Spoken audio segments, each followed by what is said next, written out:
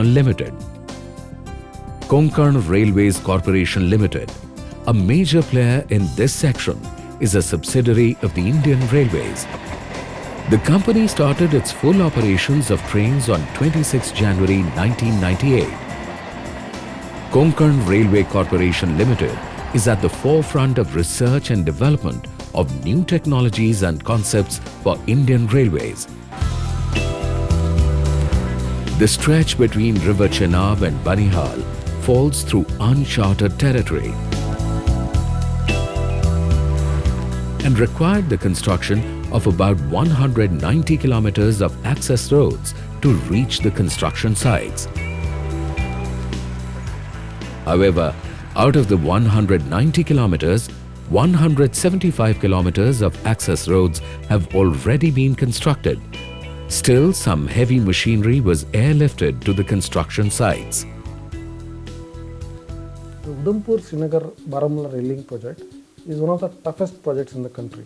From Katra towards Dharam, initially one has Sirban Dolomite formation, which are as old as 2500 million years. This Sirban Dolomite is characterized by mild to very densely jointed. Due to these joints, these rock which are very hard as unit mass strength are very poor as a rock mass. So tunneling becomes very difficult.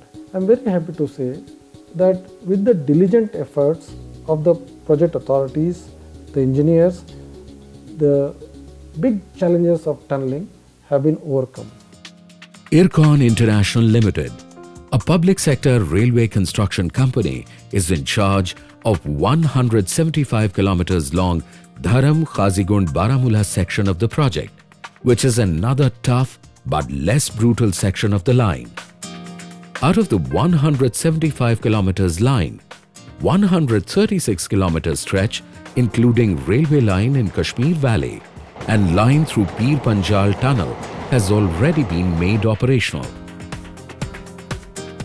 The Katra-Banihal section of the Sultanpuri-Srinagar-Baramulla rail line, which is under construction, will traverse to Riyasi after Katra. This stretch will have stations at Riyasi, Salal A, Salal B, Dugga, Basindadhar, Sangaldan, Dharam, Sumbar, Arpanchal and Banihal. Riyasi is one of the oldest towns of the state. It was the seat of the erstwhile Bhimgarh state, said to have been established by Raja Bhimdev somewhere in the 8th century, and is situated on the banks of the river Chenab. This historic town is located at a distance of 64 kilometers from Jammu. A historical fort named as Riyasi Fort is located in this town on a hillock.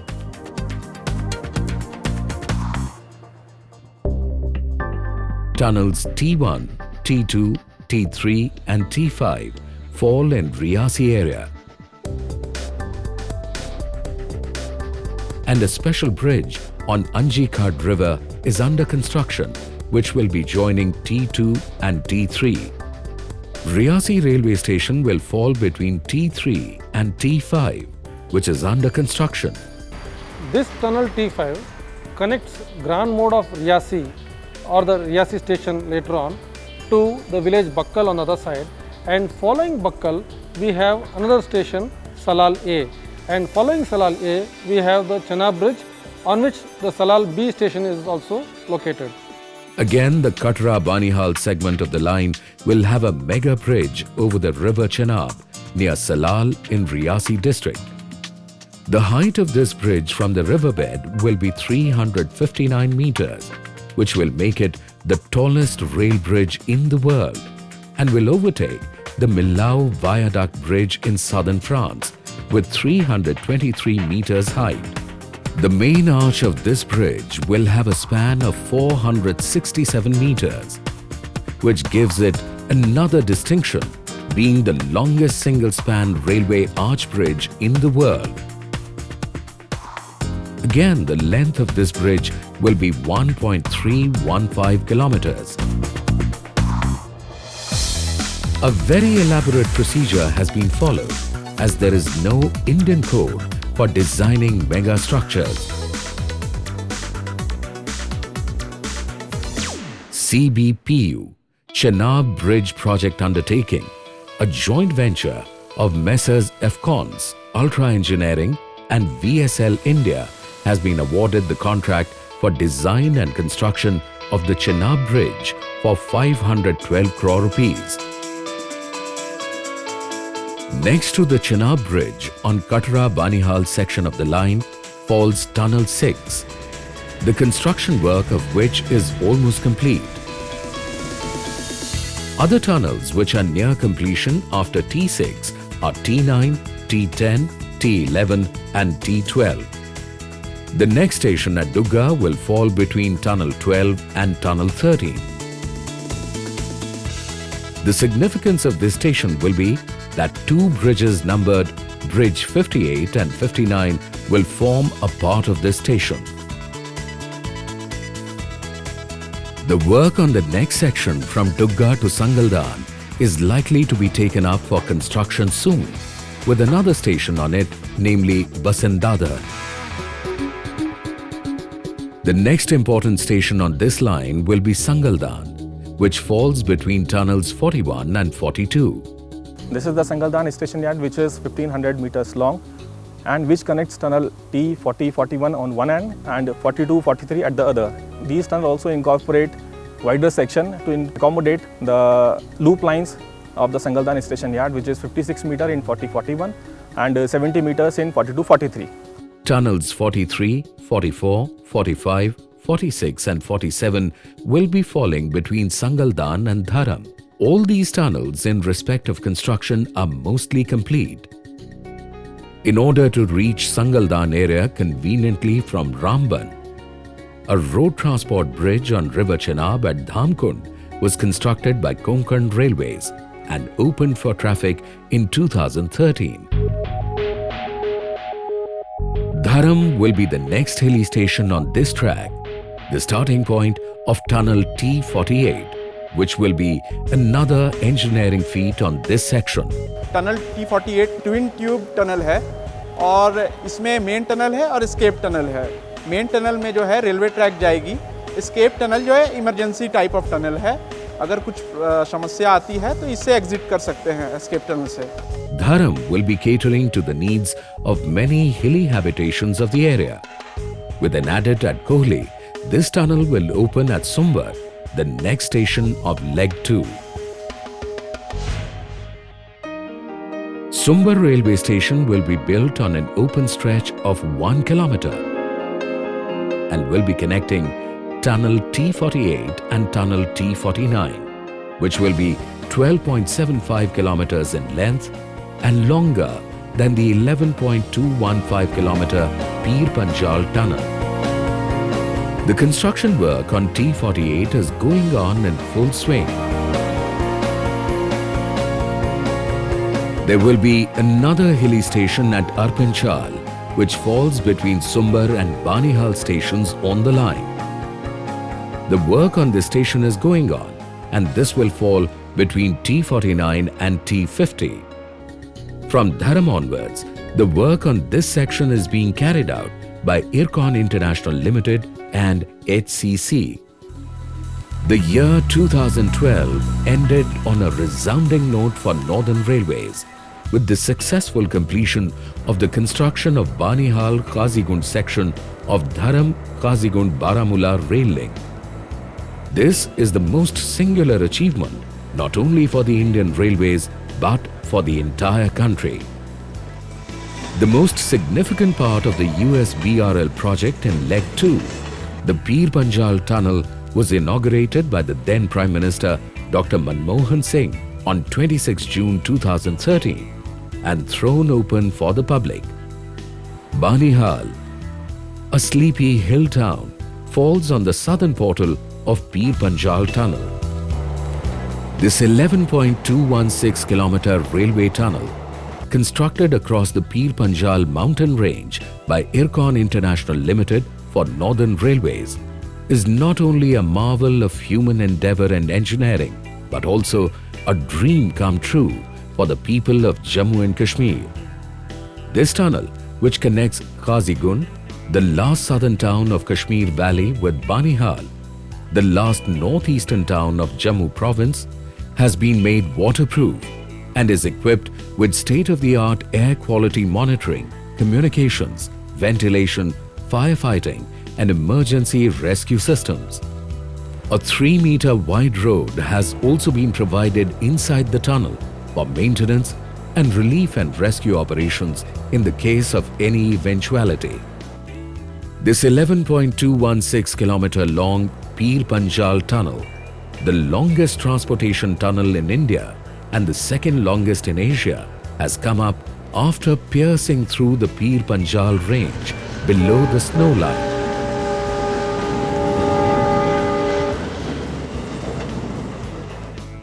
The 18-kilometer long Banihal-Qazigund section, constructed at a cost of 1,691 crore rupees, has reduced the travel distance from 35 kilometers by road to 18 kilometers by rail link.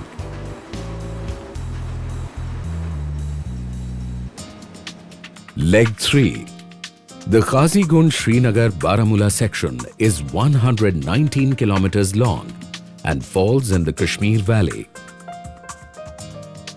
The foundation stone of this section was laid by Shri I.K. Gujral, the then Prime Minister of India, near Qazigund town, the entry point of Valley Kashmir, in July 1997. Though there are no tunnels in this section, heavy bridging is done across many tributaries of the river Jhelum and the roads crossing the line. This section has 64 major and 748 minor bridges and 15 railway stations. The maximum height of a bridge is 13 meters in this section and the longest span is 45 meters. The work on this section was completed in 2008 and was commissioned in parts. The 69-kilometer Mazhama Anantnag section became functional on 11th October 2008 and thrown open for the public. The Mazhama Baramulla stretch was made functional on 14th February 2009. Yet, the Qazigund Anantnag stretch was made functional and thrown open for the public on 28th October 2009. Since the Banihal-Qazigund-Srinagar-Baramulla rail line has already been constructed and trains are running on it, the Katra-Banihal rail line, once completed, will link Kashmir Valley with the rest of the country and will go a long way in integrating the people of Jammu and Kashmir, the strategically important border state, into the national mainstream. The advantages of this rail line will be far more than providing an all-weather transport facility to the people of Kashmir, which is snowbound for a significant part of the year and enclosed on all sides by mountains. Snowy peaks, frozen lakes and chilling cold is what the world understands when we talk of the winter in Kashmir.